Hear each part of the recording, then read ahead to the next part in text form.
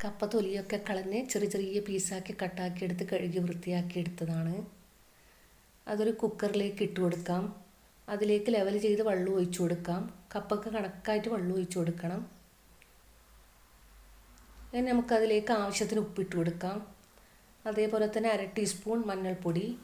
ഇനി മൊത്തത്തിലങ്ങ് മിക്സാക്കി കൊടുക്കണം. കപ്പയും അതുപോലെ തന്നെ ഉപ്പും മഞ്ഞളും കൂടിയിട്ട് നന്നായി മിക്സാകണം. ഇനി മൂടി വെച്ച് കൊടുക്കാം. ഒരു 3 വിസിലിടുന്നത് വരെ വേവിച്ചെടുക്കാം. നന്നായി വേവണം. കപ്പ ഉടഞ്ഞു പോകാത്ത രീതിയിൽ വേവണം. കപ്പ നന്നായി വെന്ത് വന്നിട്ടുണ്ട്. അത് ചൂടോടുകൂടി നമുക്ക് ഉടച്ചു കൊടുക്കാം. നന്നായി ഉടയണം. കട്ടയൊന്നും ഉണ്ടാവരുത്. കട്ടയുണ്ടായാൽ ടേസ്റ്റ് ഉണ്ടാവില്ല. അതുകൊണ്ട് നന്നായി ഉടച്ചെടുക്കണം. കൈ കൊണ്ട് ഉടച്ചെടുത്താലും മതി. ഇനി ഇതിലേക്ക് വേണ്ടുന്ന ഇൻഗ്രീഡിയൻസ് ആണ് ഉള്ളി, പച്ചമുളക്, വെളുത്തുള്ളി, ഇഞ്ചി, കറിവേപ്പില, അതുപോലെ തന്നെ മല്ലിയില. ഒരു തവ വെച്ച് കൊടുത്ത് അതിലേക്ക് 2 ടേബിൾ സ്പൂണോളം എണ്ണ ഒഴിച്ച് കൊടുക്കാം. അത് നന്നായി ചൂടായാൽ 2 വലിയ ഉള്ളി ചെറിയ ചെറിയ പീസാക്കി കട്ടാക്കി ഇട്ട് കൊടുക്കാം. ഇനി ആവശ്യത്തിന് ഉപ്പ് ഇട്ട് കൊടുക്കാം. ഹൈ ഫ്ലെയിമിലിട്ട് തന്നെ ഒന്ന് വഴറ്റിയെടുക്കാം. മൊത്തത്തിലങ്ങ് വഴറ്റിയെടുക്കണം. ഇനി ലോ ഫ്ലെയിമിൽ 2 മിനിറ്റോളം മൂടി വെച്ച് കൊടുക്കാം. നന്നായി വഴറ്റി വന്നിട്ടുണ്ട്. അതിലേക്ക് ചെറിയ ചെറിയ പീസാക്കി വെളുത്തുള്ളി 1 ടേബിൾ സ്പൂണോളം, കറിവേപ്പില, പച്ചമുളക് ഒരു 4 എണ്ണം, 1 ടേബിൾ സ്പൂണോളം ഇഞ്ചിയും അതും എല്ലാം ചെറിയ ചെറിയ പീസാക്കി എടുക്കണം. മൊത്തത്തിലങ്ങ് മിക്സാക്കി കൊടുക്കണം. ഇനി 2 മിനിറ്റോളം വീണ്ടും മൂടി വെച്ച് കൊടുക്കാം. ലോ ഫ്ലെയിമിൽ തന്നെ ആയിരിക്കണം. നന്നായി വഴറ്റി വന്നിട്ടുണ്ട്. മൊത്തത്തിലങ്ങ് മിക്സാക്കി കൊടുക്കാം. 1 ടീസ്പൂൺ കുരുമുളക് പൊടിച്ചത്, 1/4 ടീസ്പൂൺ ഗരം മസാല. ഇതിൻ്റെ പച്ചമണം മാറുന്നത് വരെ ഒന്ന് വഴറ്റിയെടുക്കാം. അതിലേക്ക് മല്ലിയില ചെറിയ പീസാക്കിയത് കൂടി ഇട്ട് കൊടുത്തിട്ട് ഒന്നുകൂടി വഴറ്റിയെടുക്കാം. ഇനി കപ്പ നന്നായി ഉടച്ചെടുത്തതില്ലേ അത് ഇതിലേക്ക് ഇട്ട് കൊടുക്കാം. നിങ്ങൾക്ക് എത്രയാണ് വേണ്ടതെന്ന് വിചാരിച്ചാൽ അതിനനുസരിച്ചിട്ട് കപ്പയും മസാലയെല്ലാം എടുത്താൽ മതി. ഉള്ളി, മസാലയും കപ്പയും കൂടിയിട്ട് നന്നായി മിക്സ് ആക്കണം. നല്ലോണം ലോ ഫ്ലെയിമിൽ ഇട്ടിട്ട് മിക്സ് ആക്കി കൊടുക്കണം. കപ്പ ഉടയാനുണ്ടെങ്കിൽ അത് കൈ കൊണ്ടൊന്ന് ഉടച്ചു കൊടുക്കണം. അത്രക്കും കട്ടയൊന്നും ഉണ്ടാവരുത്. ഇനി 2 മുട്ട പൊട്ടിച്ച് വെച്ചിട്ടുണ്ട്. അതിലേക്ക് ആവശ്യത്തിന് ഉപ്പും 1/4 ടീസ്പൂണും കുരുമുളകും ഇട്ടിട്ട് നന്നായി മിക്സാക്കി കൊടുക്കണം. നല്ലോണം മിക്സ് ആകണം. ഒരു 5-6 പീസ് ബ്രെഡ് നന്നായി പൊടിച്ച് വെച്ചിട്ടുണ്ട്. അതൊരു പാത്രത്തിലേക്ക് മാറ്റി കൊടുക്കാം. നിങ്ങൾ ഉണ്ടാക്കുന്നതിന് കണക്കായിട്ട് ബ്രെഡ് എടുത്താൽ മതി. ഇനി കപ്പ നന്നായി ഉടച്ച് വെച്ചതില്ല, മസാലയെല്ലാം നന്നായി ഉടച്ചത്, അത് ഓരോരോ ഉരുളി എടുക്കാം.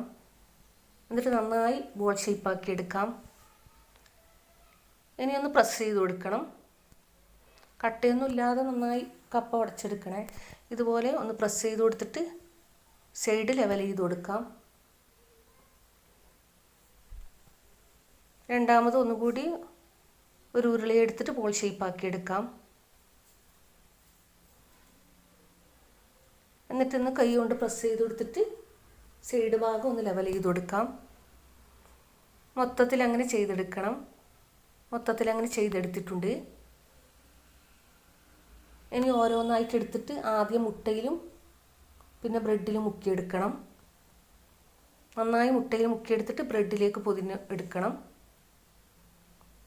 ബാക്കിയുള്ളതൊക്കെ അങ്ങനെ ചെയ്തെടുക്കണം. മൊത്തത്തിൽ അങ്ങ് ചെയ്തെടുത്തിട്ടുണ്ട്.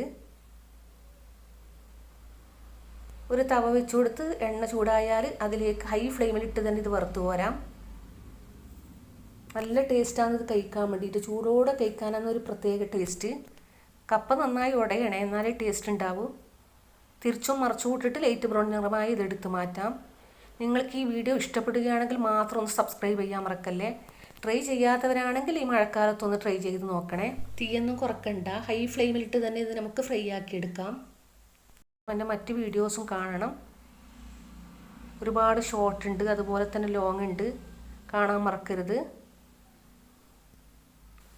തിരിച്ചും മറിച്ചും ഇട്ടിട്ട് ലൈറ്റ് ബ്രൗൺ നിറമായ നമുക്ക് എടുത്തു മാറ്റാം. ഇത്രയും മതി. എണ്ണയൊന്നും ഒരു തുള്ളി കുടിക്കില്ല. മൊത്തത്തിൽ അങ്ങനെ എടുത്തു മാറ്റാം. ബാക്കിയുള്ളത് കൂടി ഫ്രൈ ആക്കി എടുക്കാം. ചൂടോടുകൂടി തന്നെ കഴിക്കാൻ നോക്കണം. അല്ലെങ്കിൽ നമ്മൾ എപ്പാണ് കഴിക്കുന്നതെന്ന് വിചാരിച്ചാൽ ആ സമയത്ത് ഫ്രൈ ആക്കി എടുത്താൽ മതി. ഫ്രിഡ്ജിൽ വെച്ച് കൊടുത്തിട്ട് ആ സമയത്ത് ഫ്രൈ ആക്കി എടുത്താൽ മതി. ഫ്രീസറിലായാലും വെച്ച് കൊടുക്കാം. ടൊമാറ്റോ കെച്ചപ്പോ മറ്റോ ഉണ്ടെങ്കിൽ അതിൻ്റെ കൂടെ കഴിക്കാനൊരു പ്രത്യേക ടേസ്റ്റാണ്. നല്ല ക്രിസ്പിയാണ്, നല്ല ടേസ്റ്റുമാണ്. ഇഷ്ടപ്പെട്ടാൽ മാത്രം ഒന്ന് സബ്സ്ക്രൈബ് ചെയ്യാൻ മറക്കല്ല. Thank you.